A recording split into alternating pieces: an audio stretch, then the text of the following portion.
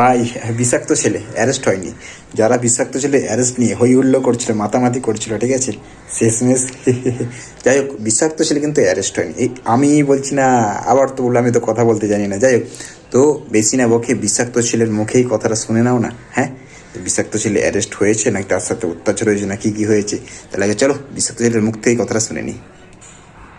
নমস্কার, আমি প্রহ্লাদ মাইতি। আপনারা আমাকে বিষাক্ত ছেলে নামে চেনেন। তো গত মার্চের 2 তারিখ মানে হোলির আগের দিন আর কি, তখন আমি একটা ভিডিও বানিয়েছিলাম খামেনিকে নিয়ে। সকাল 11টা নাগাদ মনে হয় পোস্ট করেছিলাম। তো সেটা আমি সন্ধ্যাবেলায় ডিলিটও করে দিয়েছিলাম। তো ওই ভিডিওটাকে কেন্দ্র করে বিভিন্নভাবে ধর্মীয় ভাবাবেগের সৃষ্টি হয়েছে, কিন্তু আমি ভিডিওটা ধর্মীয় ভাবাবেগের জন্য বানাইনি।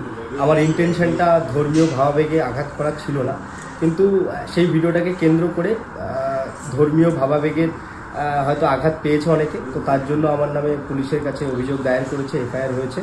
তো এখন সোশ্যাল মিডিয়াতে যে একটা জিনিস দেখতে পাচ্ছি যে আমাকে অ্যারেস্ট করা হয়েছে।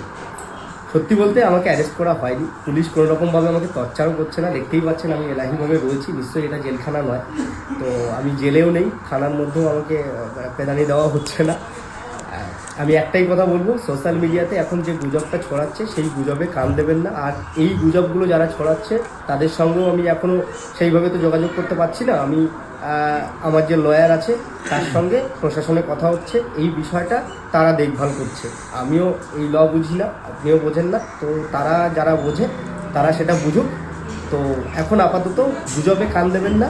আর বাদ বাকি কী হয়েছে আমার সাথে, কেন কি হলো, সেসব নিয়ে পরে আলোচনা হবে। এখন আপাতত এই। ধন্যবাদ। একটা কথাই বলবো, ঠিক আছে, যে সত্যি কথা বললে না সবার ফাটে। হ্যাঁ, সত্যি কথা দেখো বলতে গেলেও দম লাগে, আর সত্যি কথা শুনতে গেলেও কানে জোর লাগে।